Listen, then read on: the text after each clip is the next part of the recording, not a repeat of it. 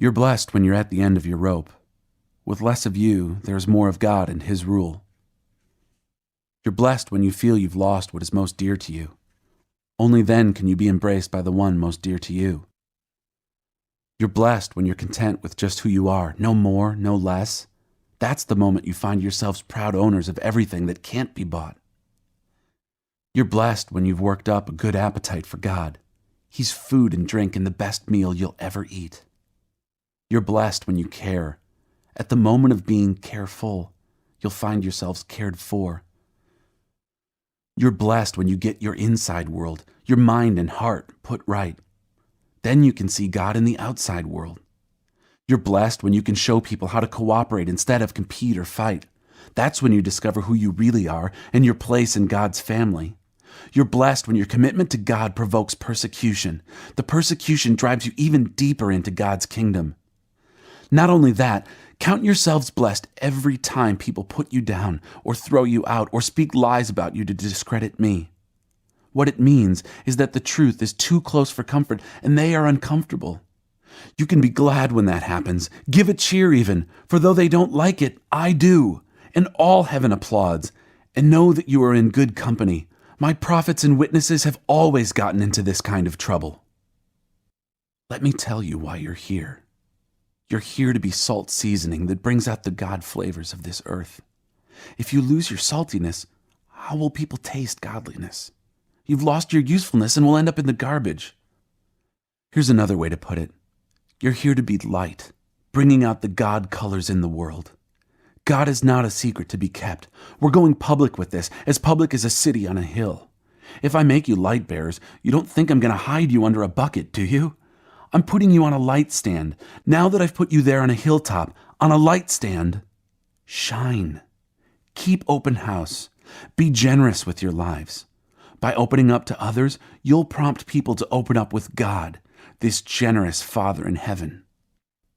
Don't suppose for a minute that I've come to demolish the scriptures, either God's law or the prophets.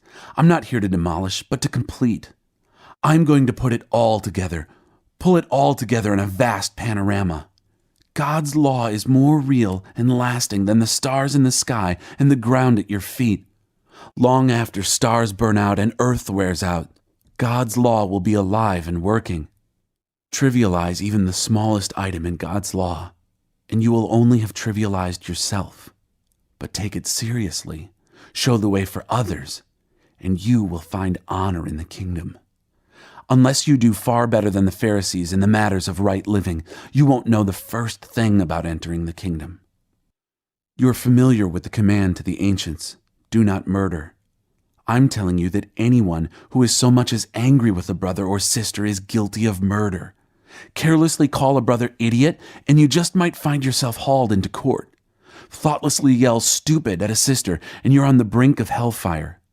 The simple moral fact is that words kill. This is how I want you to conduct yourself in these matters. If you enter your place of worship and, about to make an offering, you suddenly remember a grudge a friend has against you, abandon your offering, leave immediately, go to this friend and make things right. Then, and only then, come back and work things out with God. Or, say you're out on the street and an old enemy accosts you. Don't lose a minute. Make the first move. Make things right with him. After all, if you leave the first move to him, knowing his track record, you're likely to end up in court, maybe even jail. If that happens, you won't get out without a stiff fine. You know the next commandment pretty well, too. Don't go to bed with another's spouse. But don't think you've preserved your virtue simply by staying out of bed. Your heart can be corrupted by lust even quicker than your body. Those leering looks you think nobody notices, they also corrupt. Let's not pretend this is easier than it really is. If you want to live a morally pure life, here's what you have to do. You have to blind your right eye the moment you catch it in a lustful leer. You have to choose to live one-eyed or else be dumped on a moral trash pile.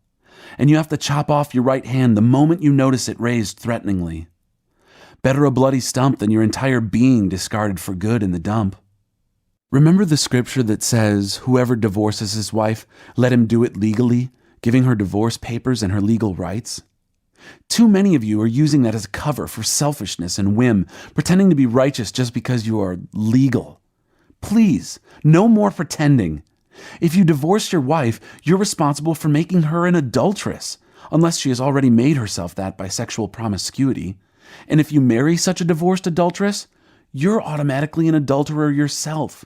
You can't use legal cover to mask a moral failure. And don't say anything you don't mean. This counsel is embedded deep in our traditions. You only make things worse when you lay down a smokescreen of pious talk, saying, "I'll pray for you," and never doing it, or saying, "God be with you," and not meaning it. You don't make your words true by embellishing them with religious lace. In making your speech sound more religious, it becomes less true. Just say yes and no. When you manipulate words to get your own way, you go wrong. Here's another old saying that deserves a second look. Eye for eye, tooth for tooth.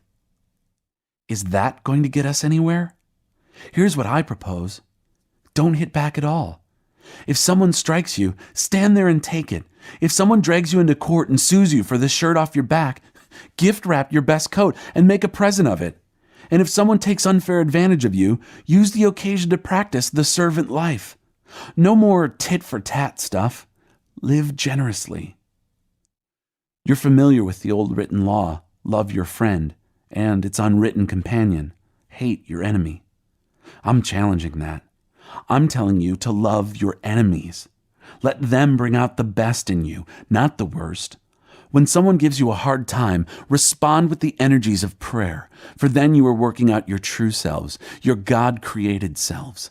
This is what God does. He gives His best, the sun to warm and the rain to nourish, to everyone, regardless, the good and bad, the nice and nasty. If all you do is love the lovable, do you expect a bonus? Anybody can do that. If you simply say hello to those who greet you, do you expect a medal? Any run-of-the-mill sinner does that. In a word, what I'm saying is, grow up. You're kingdom subjects. Now live like it. Live out your God-created identity. Live generously and graciously toward others, the way God lives toward you. Be especially careful when you are trying to be good, so that you don't make a performance out of it. It might be good theater, but the God who made you won't be applauding. When you do something for someone else, don't call attention to yourself. You've seen them in action, I'm sure. Play actors, I call them, treating prayer meeting and street corner alike as a stage, acting compassionate as long as someone is watching, playing to the crowds. They get applause, true, but that's all they get. When you help someone out, don't think about how it looks. Just do it, quietly and unobtrusively. That is the way your God, who conceived you in love, working behind the scenes, helps you out. And when you come before God, don't turn that into a theatrical production either. All of these people making a regular show out of their prayers, hoping for stardom. Do you think God sits in a box seat? Here's what I want you to do. Find a quiet, secluded place so you won't be tempted to role play before God. Just be there as simply and honestly as you can manage. The focus will shift from you to God, and you will begin to sense His grace. The world is full of so-called prayer warriors who are prayer ignorant.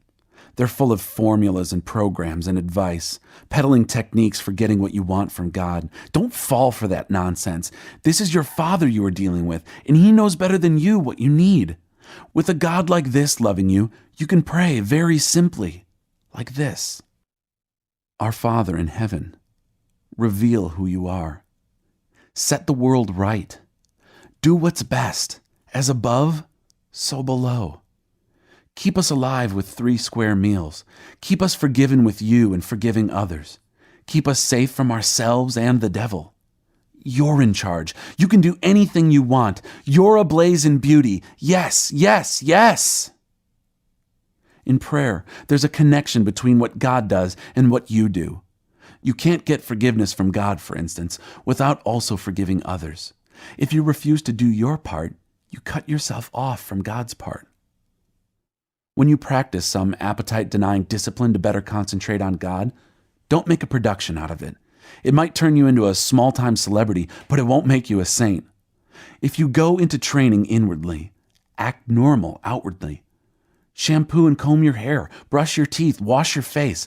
God doesn't require attention-getting devices. He won't overlook what you are doing. He'll reward you well.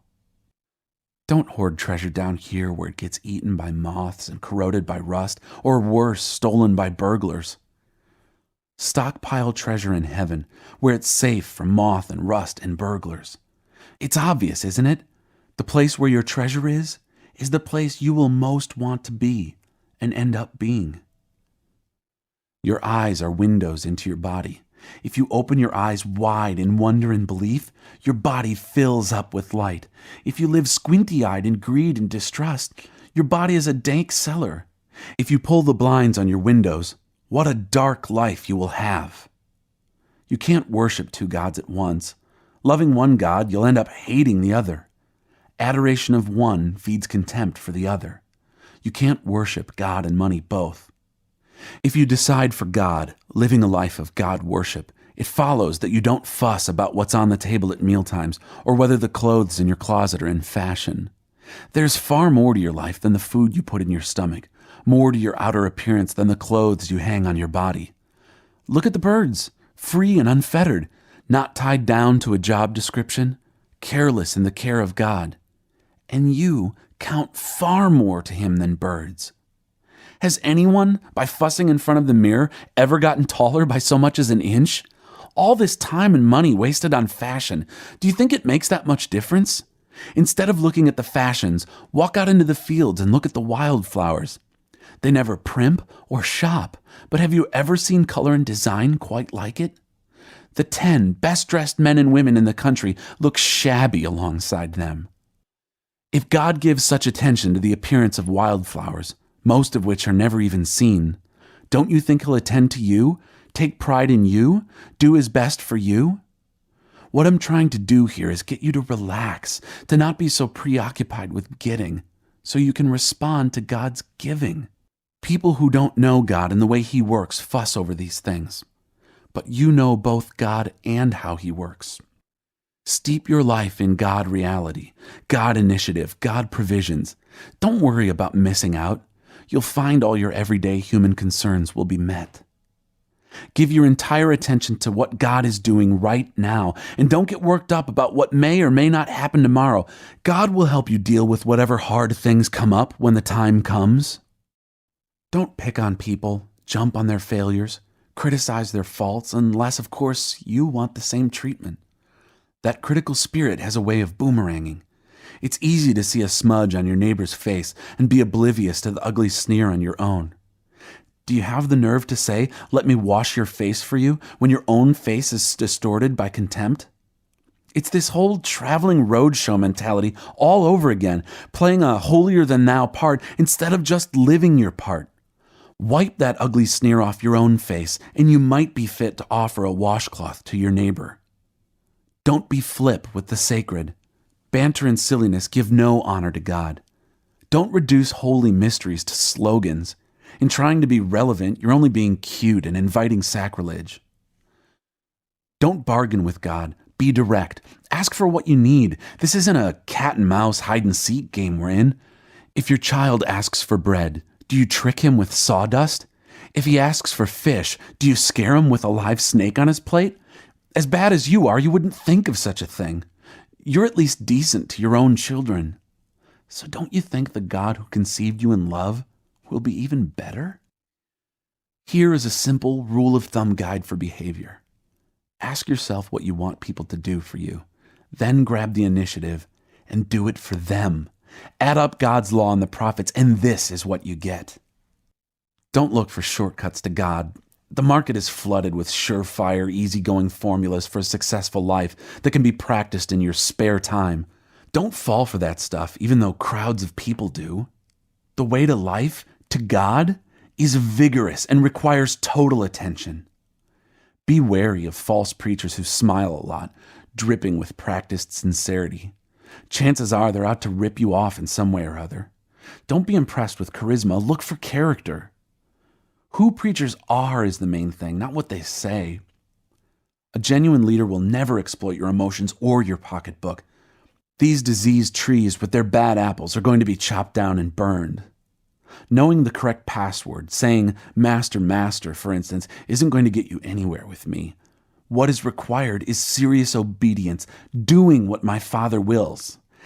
I can see it now. At the final judgment, thousands strutting up to me and saying, Master, we preached the message.